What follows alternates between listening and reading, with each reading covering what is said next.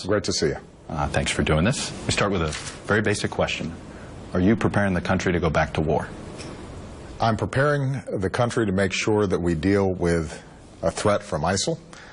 Keep in mind, this is something that we know how to do. We've been dealing with terrorist threats for quite some time. This administration has systematically dismantled al-Qaeda and the Fatah.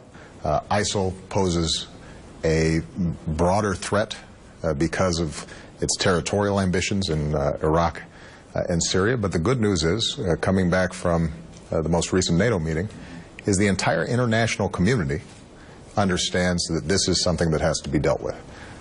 So what I have done over the last several months is, first and foremost, make sure that we got eyes on the problem, that we shifted resources, intelligence, reconnaissance. We did an assessment on the ground. The second step was to make sure that we protected American personnel, our embassies, our consulates. That included taking airstrikes to ensure that towns like Erbil were not overrun, critical infrastructure like the Mosul Dam was protected, and that we were able to engage in key humanitarian assistance programs that have saved thousands of lives. The next phase is now to start going on some offense. We have to get an Iraqi government in place, and I'm optimistic that next week we should be able to get that done. And I will then meet with congressional leaders on Tuesday. On Wednesday, I'll make a speech and describe what our game plans are going to be going forward.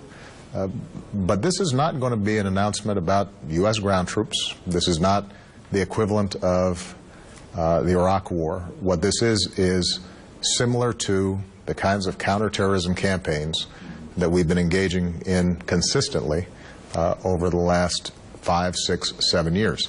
And the good news is that because of American leadership, we have, I believe, a broad-based coalition internationally and regionally to be able to deal with the problem. What are you asking of the American people on Wednesday? You say you're giving a speech. That's the type of thing, I assume, you're preparing the country for something. What are you asking of them? More than anything, I just want the American people to understand the nature of the threat and how we're going to deal with it, and to have confidence that we'll be able to deal with it.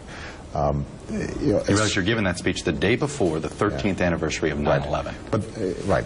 And I want everybody to understand that we have not seen any immediate intelligence about threats to the homeland from ISIL. That's not what this is about. What it's about is an organization that, if allowed to control significant amounts of territory, to amass more resources, more arms, to attract more foreign fighters, including from areas like Europe, who have Europeans who have visas and then can travel to the United States unimpeded, that over time that can be a serious threat to the homeland. So what I'm going to be asking the American people to understand is, number one, this is a serious threat. Number two, we have the capacity to deal with it. Here's how we're going to deal with it. I am going to be asking Congress to make sure that they understand and support what our plan is. And it's going to require some resources, I suspect, above what we are currently doing.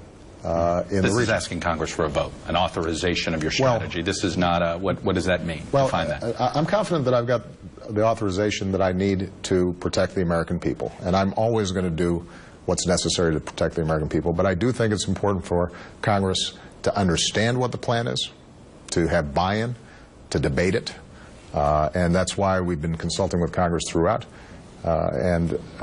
This speech will allow Congress, I think, to understand very clearly and very specifically what it is that we are doing, but also what we're not doing. We're not looking at sending in 100,000 American troops. We are going to be, as part of an international coalition, carrying out airstrikes in support of work on the ground by Iraqi troops, Kurdish troops. We are going to be helping to put together a plan for them so that they can start retaking territory that ISIL had taken over.